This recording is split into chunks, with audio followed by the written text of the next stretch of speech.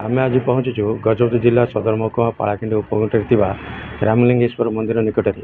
यही रामलिंगेश्वर मंदिर ठारे बर्तमान श्रावण मास होइतिबारु काउड़िया भिड़ जमुची।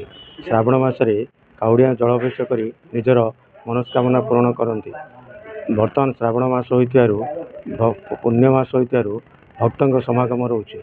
कौन रही स्थिति चलतु देखा यही रिपोर्ट।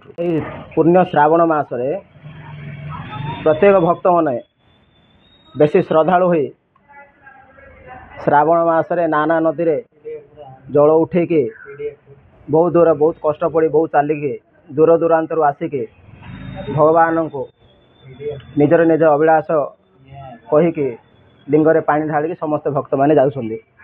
तांकर श्रावण मासरे जल ढालिया द्वारा निश्चय मनस्कामना पूर्ण होब। तांकर किछि असुविधा नहीं। आ श्रावण मास अति पुण्य मास शिवंक पाई बोलिकी अति पुण्य मास जलधारा ए वर्षा झड़ी मध्य बहुत कष्ट पड़ी लोक मैंने आसिकी शिवंक पाखरे तांकर दुख शुणेकी काउड़िया माने अति श्रद्धालु होइकी श्रावण मासरे पानी ढालुछन्ति। जाजपुर मु मधुसूदन जेना जाजपुर रामलिंगेश्वर ग्रुप गोटे काउड़िया सदस्य आउ माछमरारू आनी जल अभिषेक करूँ रामलिंगेश्वर रे। एटा प्रत्येक वर्ष श्रावण मासरे चली आसूची।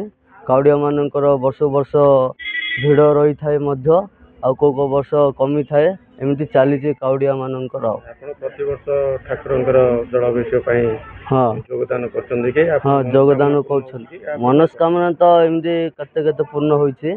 तो सेतिपाई तो अधिकांश लोक माल पकती ना ना कौन खाली माल पके केते खुशी अच्छे ठाकुर सेवारे अच्छे प्रति वर्ष माला पकई सेवा करने जो मन को तो बहुत आनंद लगुच और उत्साहित लगुच। से वर्ष वर्ष सारा आम जगी बसता केतबेले श्रावण मास आसिले माल पकेब बोली। मो ना उपेन्द्र विश्वाल ग्राम हूँ जाजपुर। कौन कहे जो बर्तमान श्रावण मास चली शिव गोटे जलाभिषेक कर काउड़िया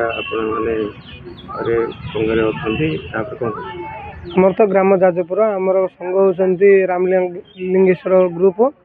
आम पानी आनियार माछमरारू रामलिंगेश्वर चली चली बहुत खरा होता खाली बहुत कष्ट होता किंतु श्रावण मासरे आम पानी ढालियार उत्साहित होबार ठाकुर आमको जहाँ सहायता कर किसी आम भूली पारूनी।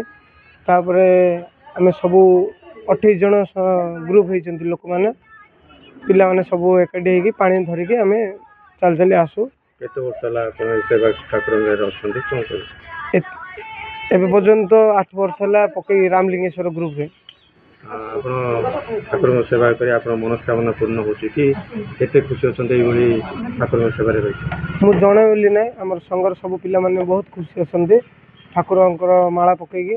गजपति विवेकानंद बेरा रिपोर्टर स्टोरी।